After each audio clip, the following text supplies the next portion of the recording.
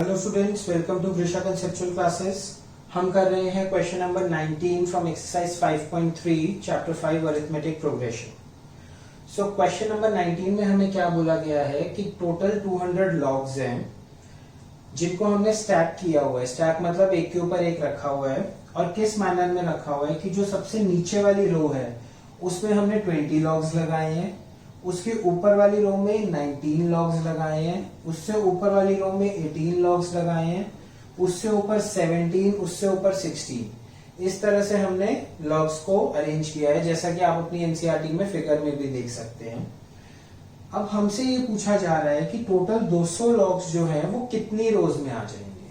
ठीक है, तो अगर हम इसका एपी बनाने की कोशिश करें तो बॉटम रो में कितनी लॉग्स हैं? 20 हैं। टॉप रो में कितनी है? 19 है, फिर 18 है, फिर 17 है एंड सो ऑन। कहां तक है वो हमें नहीं पता। क्यों नहीं पता? This is row number 1, row number 2, row number 3, row number 4।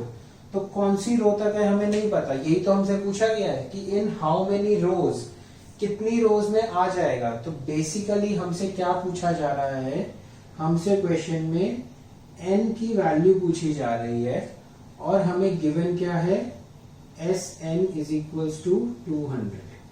मतलब सबसे बॉटम वाली रो में 20 लॉग्स है, उससे ऊपर 19 है। तो 20 अगर मैं बोलता कि there are total number of 39 logs और दो लॉग्स में अरेंज हैं, पहली लॉग में 20 और दूसरी पहली रो में 20, दूसरी रो में 19, तो दो रोज में टोटल कितने लॉग्स आ गए? 39 लॉग्स आ गए। तो sum of first two terms of the AP is 39, that was the total number of logs.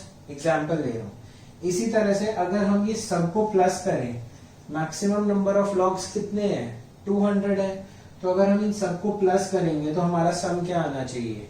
200 आना चाहिए। लेकिन टोटल नंबर ऑफ रोज कितनी है, हम कितनी टर्म्स को प्लस करें, वो हमें नहीं दिया गया है, वही हमें निकालना है। तो अब इस एपी में हमें क्या निकालना है? हमने आइडेंटिफाई कर लिया, n निकालना है।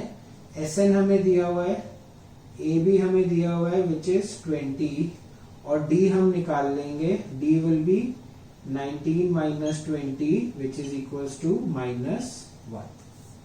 ठीक है, D की वैल्यू कितनी है? -1। तो अब हम फॉर्मूला लगाएंगे according to question. Sn is equals to n upon 2, 2a plus n minus 1 into d.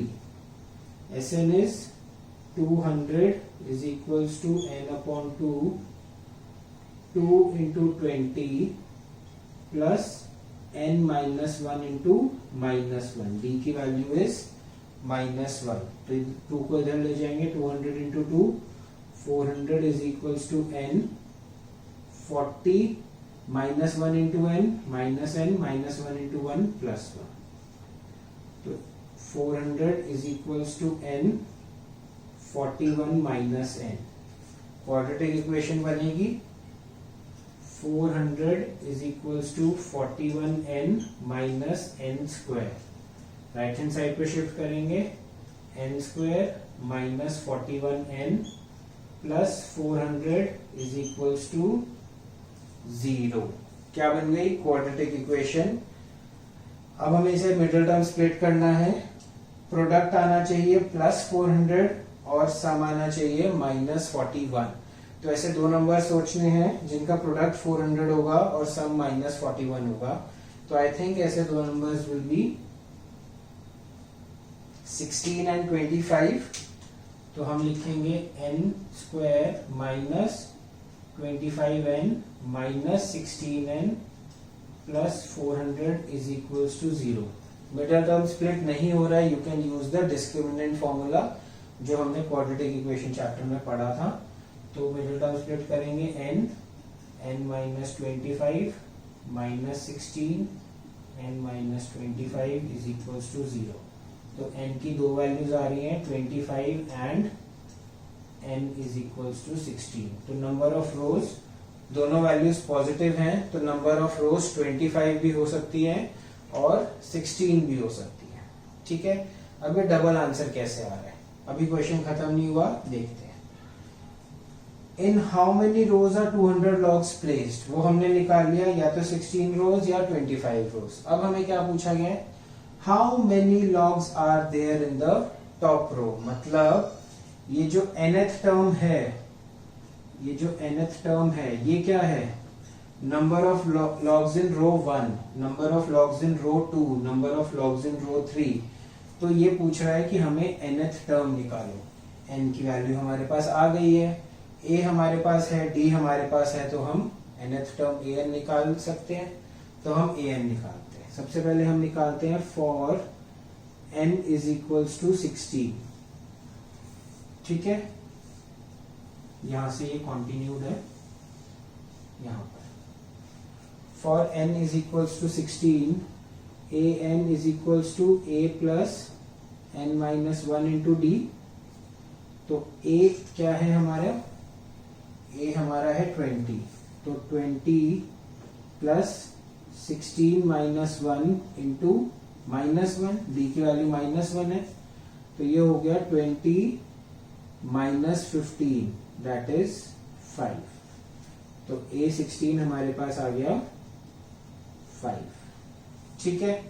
और अब हम निकालेंगे for n is equals to 25, an is equals to a plus n minus 1 D, 20 plus 25 minus 1 into minus 1, तो 20 minus 24 minus 4, a25 हमारा आ गया minus 4।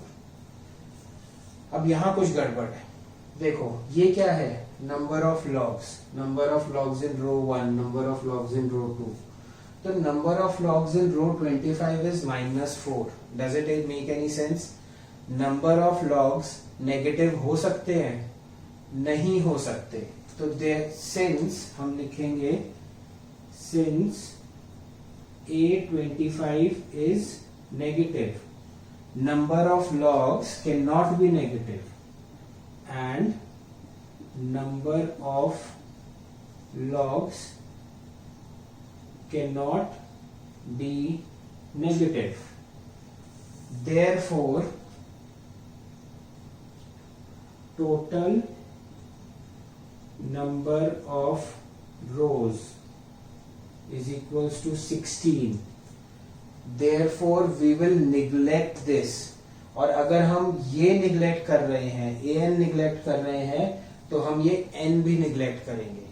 This means हमारा mathematically तो ये ठीक है, मैथमेटिकली इस AP की sum of 25 terms will be equals to sum of 16 terms. Mathematically it is correct, but question wise, problem wise, statement wise it is not correct. Total number of रोज 25 हो ही नहीं सकती। क्यों? क्योंकि कुछ वैल्यू के बाद टर्म्स जो है वो नेगेटिव में चली जाएंगी। So total number of rows has to be 16। जब हम लॉग्स को एक के ऊपर एक स्टैक कर रहे हैं, तो जब वो 16 रोज स्टैक हो जाएंगी तो हमारे पास लॉग्स खत्म हो जाएंगे। 17th रो में रखने के लिए कोई लॉग ही नहीं होगा, तो टोटल नंबर ऑफ रोज 25 कैसे हो सकती है? नहीं हो सकती।